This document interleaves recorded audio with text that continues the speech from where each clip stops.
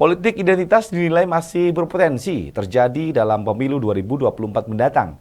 Masyarakat diminta untuk tidak kembali terjebak dalam praktek politik identitas tersebut yang tentu saja dapat menjadi ancaman bagi demokrasi di Indonesia.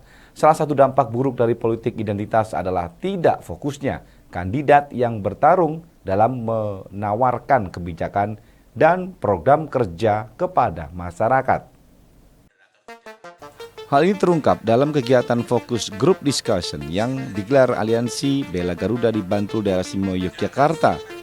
Dalam kegiatan tersebut dihadiri sejumlah tokoh akademis, tokoh politik, praktisi, serta mahasiswa dari sejumlah wilayah Indonesia.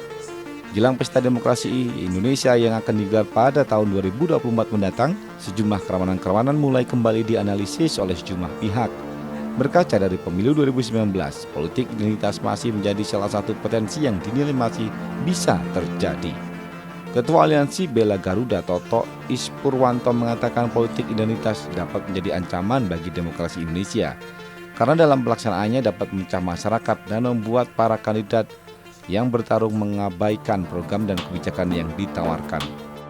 Radikal intoleran itu namanya sekarang itu tidak muncul ke permukaan, tapi bukan berarti bahwa ini selesai. Justru ketidakmunculan mereka ini menimbulkan kekhawatiran pada kami bahwa pada suatu saat nanti mereka akan muncul dan kembali menggunakan politik identitas sebagai senjata mereka untuk mendukung salah satu calon ataupun justru akan mengacaukan pelaksanaan pemilu tersebut. Sementara itu, Ketua PBGP Ansori, DIY Saifuddin mengatakan untuk membendung adanya praktek politik identitas diperlukan politik kebangsaan. Karena dengan politik kebangsaan dinilai mampu menomorsatukan kebutuhan bangsa dan negara.